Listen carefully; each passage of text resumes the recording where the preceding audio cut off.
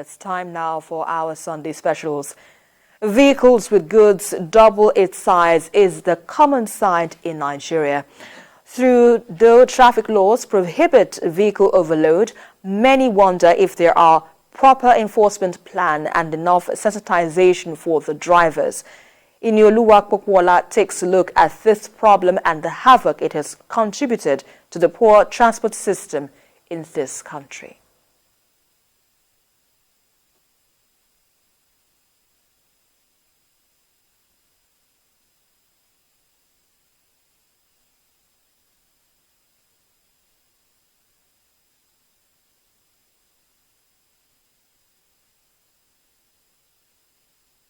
Every articulated vehicle has specifications designed to fit, including the maximum number of goods being carried.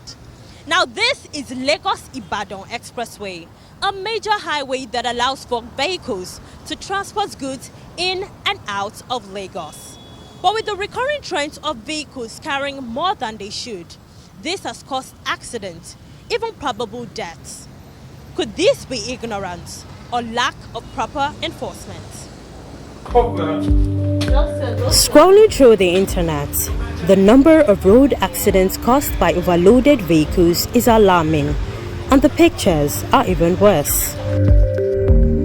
Although there are laws regarding the amount of tonnage one carries on a vehicle, this does not in any way stop motorists from flouting the laws. While breaking down an analysis of the number of road accidents in 2021 and the causes behind it, overloading remains one of the top 3 on the list.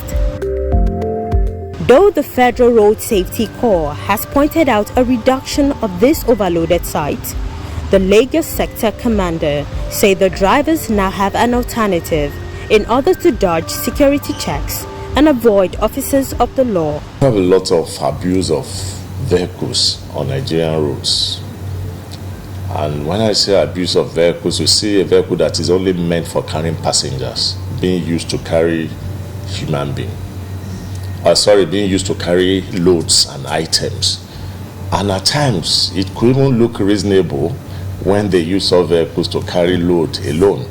But you see the worst scenario where they use them to carry both the passengers and the load at the same time, being piled up together. And that's where the issue of fatal crashes do occur.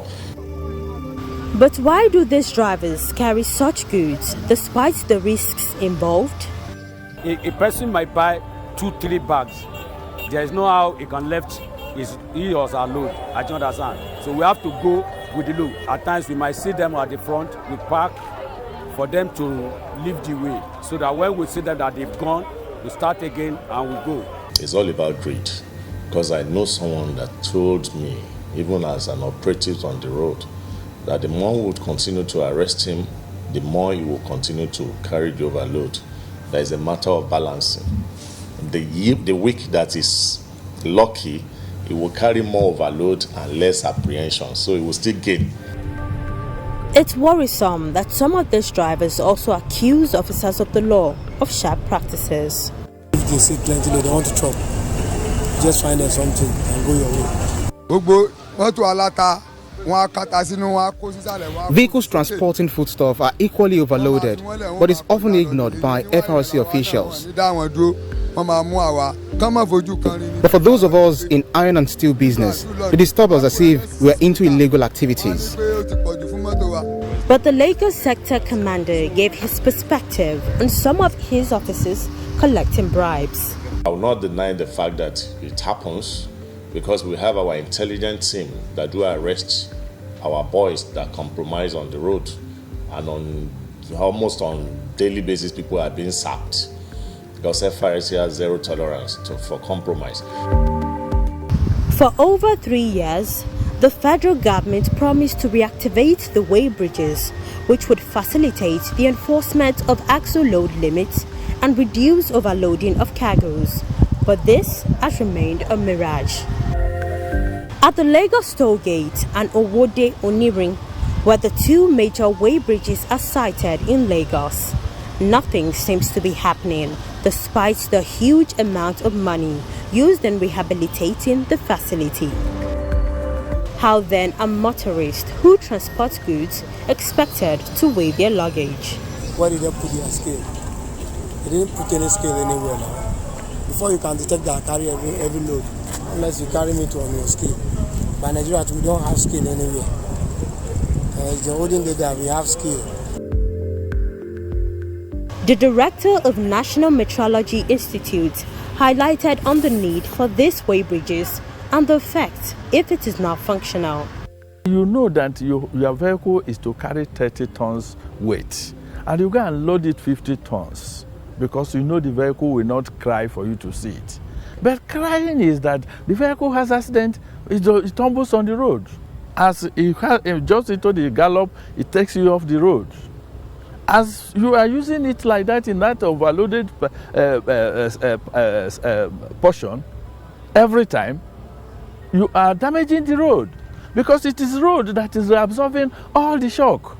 When we have proper checks, and proper checks on this loading, we start with those who are going to monitor, with those infrastructure that will now check that those trucks that are moving are not overloaded.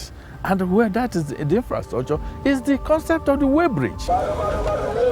While there might have been a reduction in the number of accidents caused by overloaded vehicles, it does not stop those vehicles from plying every day without reach of the authorities. To avert disaster, many road users advocate constant sensitization to ensure people are aware of the adverse effects, and quality infrastructure be put in place to ensure monitoring of these vehicles that ply the roads daily. Inioluwa Popoola, TVC News, Lagos.